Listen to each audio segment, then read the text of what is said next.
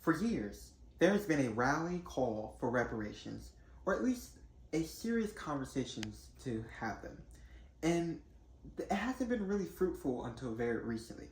Now, Takashi Coates outlines in his book, The Case for Reparations, why there is a need for black descendants in this country to obtain reparations and what possible solutions that we can implement. I hope today to change your perspective on reparations, convince you to do your due diligence, create legislations that equitably resources our black communities, and adjust regulations that do not allow the wealth gap to continue to grow disproportionately. As a black person in this country, I understand firsthand the hardships of generational inequitable gaps. The barriers I face have significantly impacted my life in the long run over a white family in the same circumstances.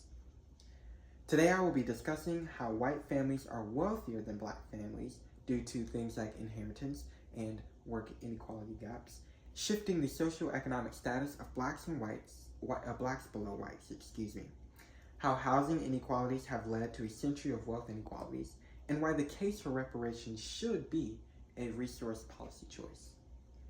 Now I will discuss how white families are wealthier than black families, shifting the socioeconomic status of blacks below whites. According to Takashi's book, Case for Reparations, white households are worth 20 times more than that of black households, and increasing wealth gaps allow whites to have more money than blacks. About 15% of whites face little to no negative wealth impacts, while almost a third of blacks do. An additional barrier to inequalities with wealth is the current tax law. Now, the current tax law is written to support folks who are getting inheritance. Wealth taxes today significantly lower than the taxes collected on inheritance from work income. Now, tax laws and policies are shifted to further this wealth gap. Put it in perspective, according to ProMarket, among blacks and white Americans who receive an inheritance, white Americans actually receive about 10 times more than black Americans who may receive an inheritance. With that, white families could use 91% of their inheritance to increase their wealth for each dollar inherited, while only about 20% of blacks can do that. Now, let's put it in a scenario here for you. Suppose more whites receive an inheritance than blacks do. That only means that blacks today have to work a little bit more than whites to receive just as much money as they would in an inheritance. And this disproportionately affects black people because they must work more to obtain what whites get in an inheritance because of the outweighing tax law. While wealth inequalities leads to a vast wealth gaps between white families and blacks, home ownership is the most significant contributor to gaining wealth. Next, I will discuss the inequalities in the housing market. I will discuss how housing inequalities have led to a century of wealth inequalities. A prominent housing inequality against blacks is called redlining, a discriminatory practice. Banks and housing markets lenders deny loans to customers based on neighborhoods deemed a financial risk, urban renewals, and laws with housing discriminations. Now, after the Federal Housing Administration, the FHA, was created by Congress in 1934, interest rates and down payments have decreased, but not for black people who live in neighborhoods marked through these redlining efforts. According to 538, after reviewing 138 formerly redlined cities, most of those cities were still significantly segregated as they were designed to when redlining was still a practice in effect. Take a city in Ohio, for example. The city was 55% black, meaning it received a low grade and was tagged for redlining.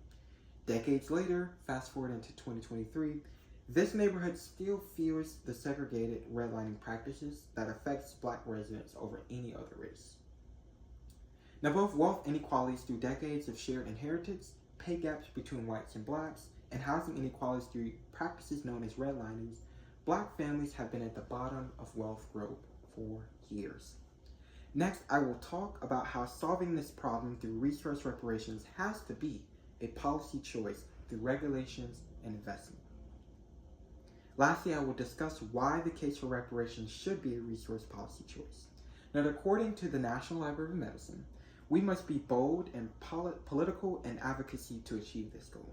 We must be willing to shift in policy landscape and housing justice movements, responding to real-time need for health, housing, and social policy evidence. For that reason, I have outlined my recommendations. Number 1, the federal government should rehaul the tax code to adjust for socioeconomic statuses, not just how much money you have.